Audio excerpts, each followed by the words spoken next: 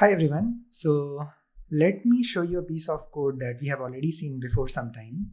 Do you remember we had a number store class which had a number inside it x, and we had an increment method.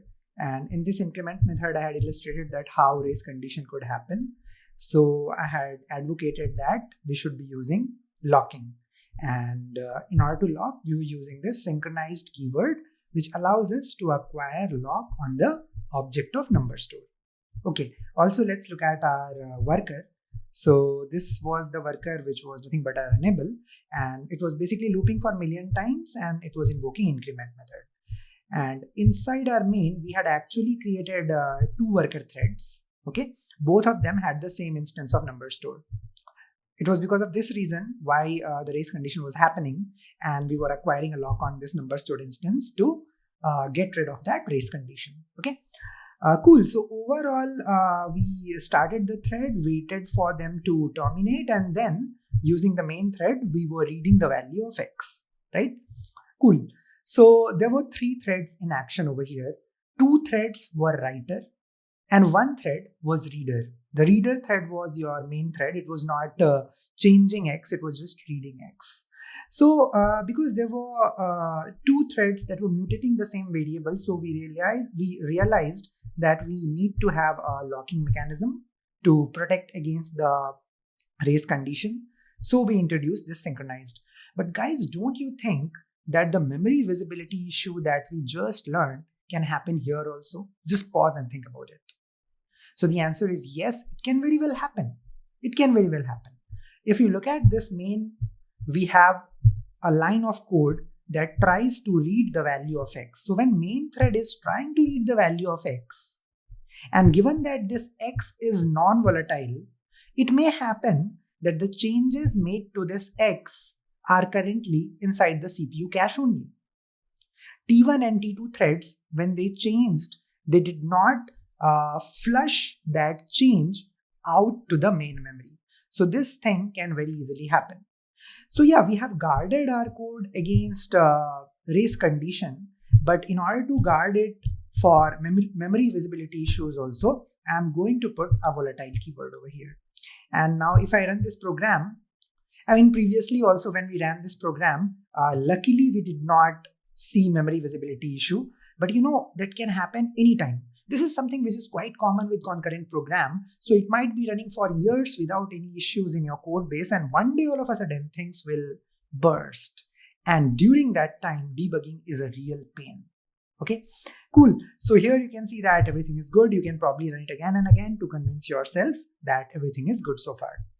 Now, let me remind you two things. Using volatile keyword, I have gotten rid of second danger, and using synchronized, I have gotten rid of first danger. And both these dangers are independent of one another. Synchronized was needed because we had multiple threads mutating the same variable that could lead to race condition. And volatile was needed because the changes made by one thread might not be visible to the other thread. Right? Okay, cool.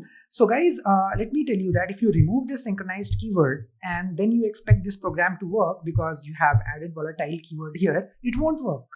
It just won't work because race condition still can happen. So these two things are completely independent. They are not to be taken lightly. Okay, cool. Now that we have realized this thing, let me tell you one more thing. In the last class I told you that people usually do not use volatile keyword. Okay, why? I'll be mentioning that, but for now, let's understand that there are certain performance concerns associated with it. So what is other way to ensure memory visibility? For that, I'll reveal a concept. You just have to listen to that concept once, and then you'll be able to apply that all by your own. So let's say there is a thread T1 that first acquires lock on a certain object, and then it performs change to a variable var, and then it releases that lock. Now some other thread acquires a lock on the same object that was locked by first thread and then tries to read the value of that variable. It is guaranteed that it will get to see the updated value of that variable. So this is one guarantee that synchronized blocks and many other locking mechanisms make for you. So the point is that if the reader thread is trying to read from a variable after acquiring lock on something that the writer had acquired on, then it will definitely get to see an updated value. So it means that we can live without volatile keyword also. Can you make the relevant code change over here for that? Just pause the video and try that out. Okay, so all that we'll have to do is we'll have to get rid of this volatile keyword, and I can just make this get also as a synchronized. Now if you run this method, it'll work. The way it worked previously, it'll continue to work. But the point is that now synchronization is needed not just for the write method, but it is also needed for the read method. So this is one immense benefit of synchronized block or other locking mechanisms, because they come with inbuilt memory visibility mechanisms. They make sure that if a reader thread is reading after acquiring a lock that was used by writer to write to a variable, it will definitely get to see an updated value. Okay, so if somebody questions you that, hey, why did you put synchronized here? The answer is to take care of race conditions and to also take care of memory visibility issue, right? Because if the writers do not perform this change by acquiring certain lock, then the reader cannot expect to acquire the same lock and see the updated value. And why have we put synchronized keyword here? Here we know that there are no critical section, no race condition. We have put it here solely because of memory visibility issues. Okay, as you may realize it here quite clearly, that putting synchronized at both the places means that we are acquiring lock on the same object, which is the instance of current class number stored. It means that whenever a thread is reading a value, no other thread can do anything else. I mean, no other thread can either read or write. So of course, it will have an impact on the performance. I mean, there won't be concurrent threads that are reading or writing things. Ideally, you would expect things to work like this, isn't it? That when a thread is writing, no other thread is able to write. But yeah, multiple threads should be allowed to read even during that time. So if you have such sorts of expectations, then there are ways to take care of that also, which we will learn in the time to come. For that, we can build our custom locks, or we can use some inbuilt locks that facilitate this process.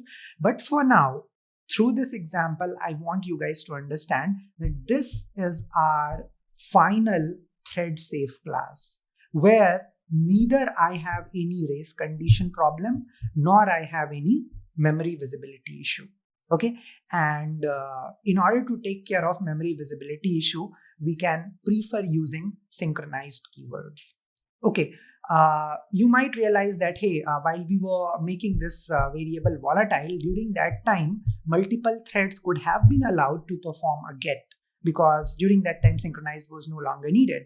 So you might feel it's right, but let me tell you that usage of volatile keyword has its own cons. It has its own performance impacts as well. So there is always a trade-off that happens.